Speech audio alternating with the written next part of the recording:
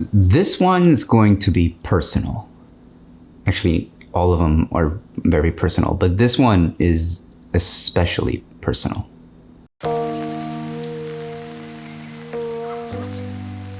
The last few months have been what I would call just destructively stressful.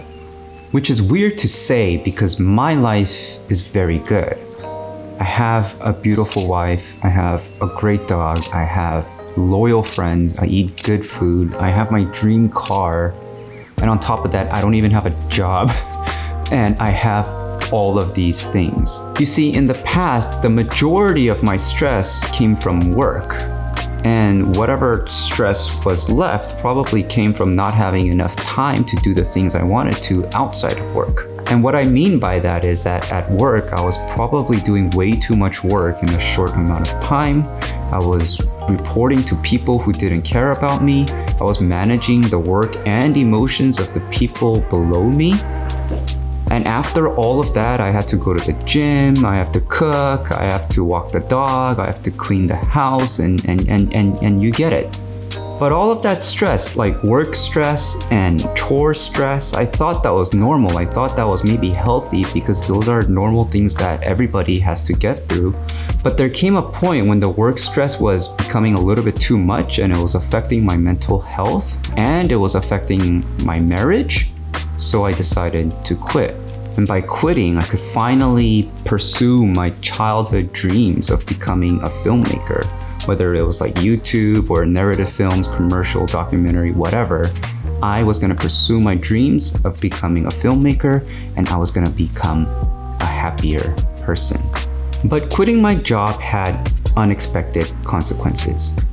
Like we expected financial consequences and that we would have to make some changes, but I did not expect the emotional consequences of quitting my job. And I was not prepared for it. You see, growing up as a boy, as an immigrant, and very close to the church, I was taught my entire childhood that sacrifice and sacrificing for the greater good, for our family, for our church, for love or whatever, that was true fulfillment. Sacrifice is love, and love is sacrifice. And if I look at a lot of the life decisions I've made until now, I think that kind of mentality explains a lot of what I've done.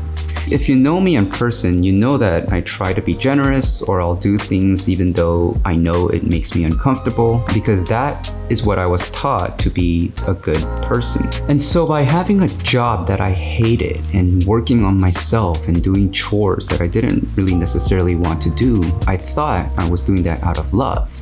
Because I love my wife, I need to do some of the things that I don't want to do, and I need to not do the things that I want to do, because that is sacrifice, and that is how you show love. But when I quit my job, it felt like I was no longer sacrificing, and it felt like I was putting myself first. And it just completely consumed me. We weren't ready for this. I wasn't ready for this. We were ready for like maybe the financial planning part of it, maybe the grind that would come with like doing YouTube and starting a new business, but we were not ready for this. When I quit my job and I started putting myself first, what I mean by it completely consumed me was not that I went out and just started doing everything that I wanted to do, but there started to be this like weird duality inside of me. And I was thinking things like, I gave up my job for my mental health. I am choosing myself first. Why am I not satisfied? Why are we still fighting? Is it because I don't have a job? Fuck it, like I'll go get another job. If it's not a job or if it's not money, then what is it? Why am I still unhappy? Why don't you just let me be me? And one day, the conversations between my wife and I no longer became about us. And every single little disagreement that we had started to become about me. And then I just started thinking, like, this is supposed to be about me. Why can't I have the things that I want? Why can't I do the things that I want to do? Why can't I be the person that I want to be? Marriage is supposed to be freeing, but now I am feeling trapped. And I was so focused on myself and the sacrifices that I was making that I completely went blind to the sacrifices that my wife was making. And some of our fights got really, really bad. Like, I feel bad for our neighbors. If they heard us, they would have probably been like, yo, what is going on in that house? And we just turned into this like weird, horrible version of ourselves. My wife is a beautiful person. She is beautiful physically, but she's also beautiful emotionally and mentally and all of the other L's. And if you've met her in person, you know what I'm talking about. And so our fights were getting really, really bad, and it hit its lowest point. And in that moment, my wife, instead of trying to protect herself more, she decided to love me more and sacrifice whatever remaining part of herself that she didn't want to give up, hoping that that would save the marriage. And in that moment, instead of trying to give something back to her, I decided to take. And by going through that, I somehow realized how wrong all of this was. I had made all of this about me when I thought I was sacrificing so much of me. I realized I was giving up nothing and I was taking everything. I have said things to Jules that no wife should ever have to hear from anyone, let alone their husband.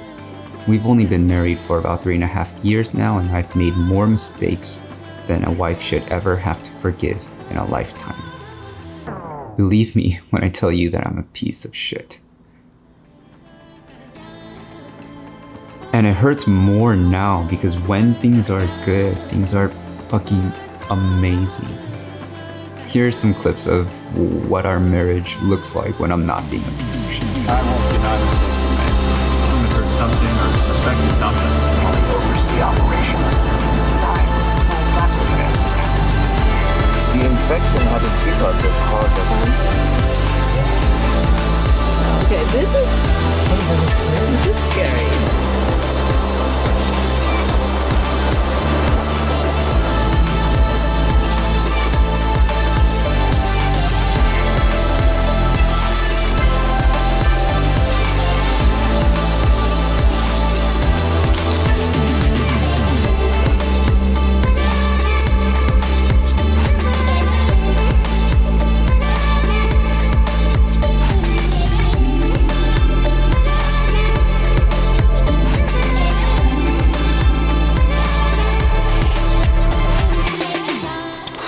Alright, first monologue. It is now 11:16. We are tired. Our normal bedtime is like 10. We're usually in bed by like 9:30, and to be in our tent at 11:16 is abnormal. Wendy is passed out. She's, I gotta show you this. Look at her. Look at Wendy. Oh my, she's so tired. This campground is like a hidden gem. It's so tranquil. You can hear the river.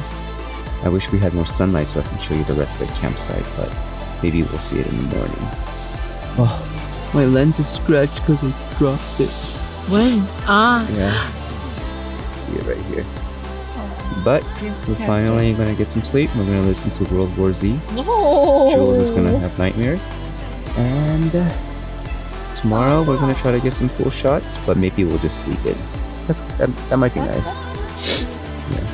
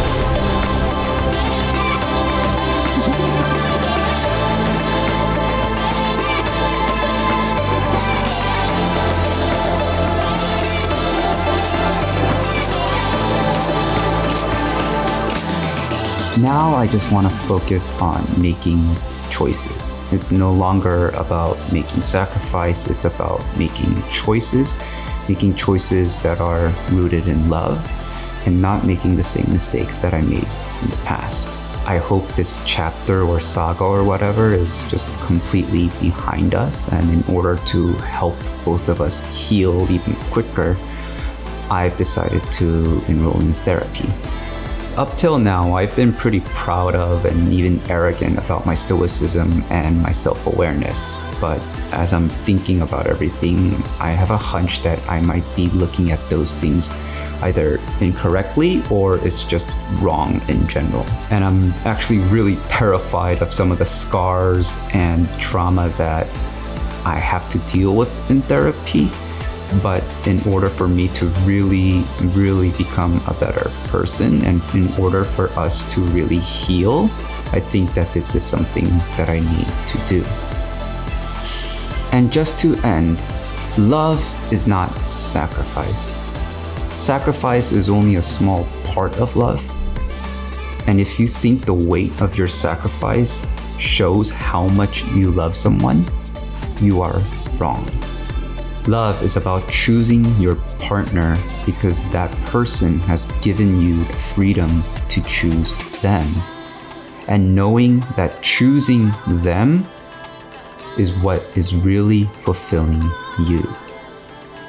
And somewhere along the way, I forgot about that. So choose the people you love.